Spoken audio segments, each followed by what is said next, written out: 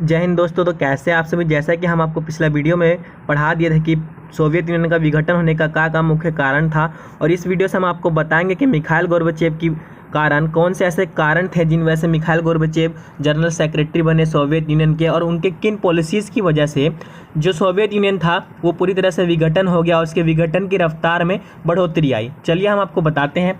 जो Soviet union के Mikhail Gorbachev थे वो सोवियत यूनियन के जनरल सेक्रेटरी बने 1985 में, और उसके बाद उन्होंने सोशलिज्म यानी कि समाजवाद को बहुत ज़्यादा प्रभावशाली बनाने के लिए और अपनी अर्थव्यवस्था को सुधारने के लिए दो पॉलिसीज़ को लॉन्च करे, जिनमें से ग्लासनोस्ट बहुत प्रमुख था। ग्लासनोस्ट के तहत जो मीडिया थी वहाँ की उसको आज़ादी प्रोवाइड कर दी गई। अब ये तो एक बहुत बड़ा गलती कर दिए, मीडिया को जब फ्रीडम प्रोवाइड कर दिए तो इतने साल से जो सिस्टम था वो कम्युनिस्ट सिस्टम था। अब कम्युनिस्ट सिस्टम में आप जानते ही हैं कैसा कैसा रहता है, शासन का व्यवस्था कैसा रहता है, लोगों को बिल्कुल भी आज़ादी नहीं मिलती है। तो मीडिया को फ्रीडम प्रोवाइड कर दिए तो वहाँ का जो मीडिया था वो अपनी आज़ादी से चीज़ों को दिखाने लग गया। तो इससे सोवियत यूनियन की जो भी सिस्टम था उसको बड़े ही आज़ादी से पूरे देशवासियों को दिखाया जाने लगा। अब देशवासी देखेंगे तो चिढ़ेंगे, कहेंगे हमको तो इतने समय से गलत इन्फॉर्मेशन दी जा रही थी और हम लोगों को तो सही से साला लूटा है ये सोवियत यूनियन का गवर्नमेंट। उसके बाद में जो सेंसरशिप थी मीडिया की उसको भी हटा दिया गया। जो अर्लियर रिकॉर्ड्स थे उनको डिक्लासिफाइड करा गया। प्राइवेटाइजेशन सिस्टम जो है वहाँ पे शुरू कर दिया गया, यानी कि चीज़ों का निजीकरण करना वहाँ पे शुरू कर दिया गया। ग्लासनोस्ट जो पॉलिसीज़ थी उसके तहत एक और पॉलिसी जो उन्होंने लॉन्च करी थी, मिखाइल गोर्बाचेव ने जो एक और पॉलिसी लॉन्च करी थी वो प्रमुख थी, उसका नाम था पेरेस्ट्रोइका। पेरेस्ट्रोइका के तहत ये क्या किए कि वहाँ का जो चीज़ था उसका रीस्ट्रक्चरिंग करने लगे और रिफॉर्मेशन करने लगे। पेरेस्ट्रोइका के तहत मिखाइल गोर्बाचेव कह दिए थे कि आप चाहे तो वार्सो पैक्ट को ज्वाइन कर सकते हैं और चाहे तो छोड़ सकते हैं।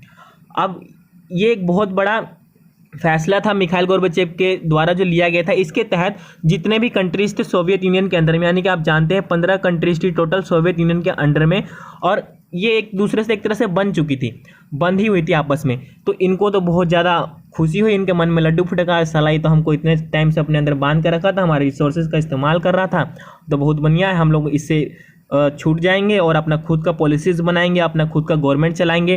तो इसके तहत जितने भी कंट्रीज़ थी, मैक्सिमम जो कंट्रीज़ थी वार्सो पैक्ट के अंदर में, उसने वार्सो पैक्ट को छोड़ दिया। और ये भी कह दिए कि तुम चाहो तो अपना खुद का विदेश नीति बना लो, नहीं तो हमारा जो विदेश नीति है उस पर चलो।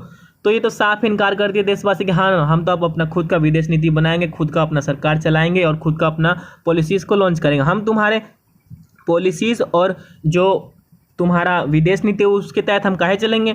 उसके बाद में ये कह दिया कि तुम चाहो तो यूएसएसआर का सिस्टम बन सकते हो और चाहे तो खुद का एक आज़ाद देश बना सकते हो। ये तो बहुत बड़ा गलती कर दिए जब ये कहे दिए कि जब ये कहिए दिए कि खुद का तुम अपना विदेश नीति बना सकते हो और खुद का तुम चाहो तो यूएसएसआर के अंदर में रह सकते हो और चाहे तो आज़ाद बन सकते हो। तो कौन ऐसा चुतिया देश है जो इसके साथ में रहेगा और अपने संसाधनों का नुकसान करवाएगा, उसका जहाँ पे कोई नहीं चलता है। वो खुद का अपना गवर्नमेंट काहे नहीं बनाया, खुद का अपना सरकार क्यों नहीं चलाया, खुद का अपना कॉन्स्टिट्यूशन क्यों नहीं बनाएगा। तो ये तो बहुत बड़ा गलती कर दिया। और जो ये दो पॉलिसीज़ ये लॉन्च करे थे ग्लासनोस्ट और पेरेस्ट्रोइका, इसके तहत जो यूएसएसआर का जो विघटन का रफ्तार है वो इतना ज़्यादा तेज़ी से हुआ आप सोच में नहीं सकते हैं। और हाँ, आपको अभी वीडियो में अभी ससुरा जो मिखाइल गोर्बाचेव था वो इतना कुछ कर दिया तो वहाँ का जो सीनियर लीडर है वो चुप तो नहीं बैठेगा। तो वो क्या किया कि 19 अगस्त 1991 को जो सीनियर लीडर्स यानी कि बड़ा बड़ा नेता का जो ग्रुप था उन्होंने ऐसा किया कि मिखाइल गोर्बाचेव जो थे उनको ले जाके एक कमरा के अंदर बंद कर दिया और कहने लगा कि भाई तुम यूएसएसआर को दोबारा से पुनर्निर्माण करवाओ, नहीं तो हम तुमको यहीं पे जान से मार देंगे। अब ये बात जो है वहाँ के लोगों को पता लगा। अब लोग तो जो पॉलिसीज़ और जो भी सिस्टम उनके द्वारा में गोर्बाचेव के द्वारा में लॉन्च करा गया था उससे तो लोग बहुत ज़्यादा खुश थे, क्योंकि उनको आज़ादी मिलने वाला था, वो पूरी तरीके से आज़ाद होने वाले थे। तो लोग सोचे कि क्यों ना हम प्रोटेस्ट करें। अब जो बड़ा बड़ा सीनियर लीडर था वो मिलिट्री को कहा, वहाँ का जो आर्मी था उसको कहा कि तुम हमको सपोर्ट करो।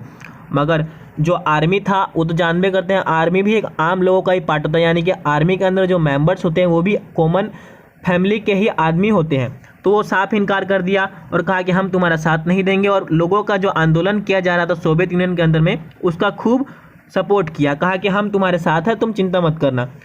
इसके बाद बोरिस येलेस्टिन यानी कि जो बोरिस येलेस्टिन थे वो मॉस्को के अंदर में कम्युनिस्ट पार्टी का जो एक यूनिट था उसमें ये नेता थे। और इन्होंने जो रशिया का जो आज़ादी हुआ, आज़ादी करवाने में बहुत ज़्यादा इनकी एक महत्वपूर्ण भूमिका थी।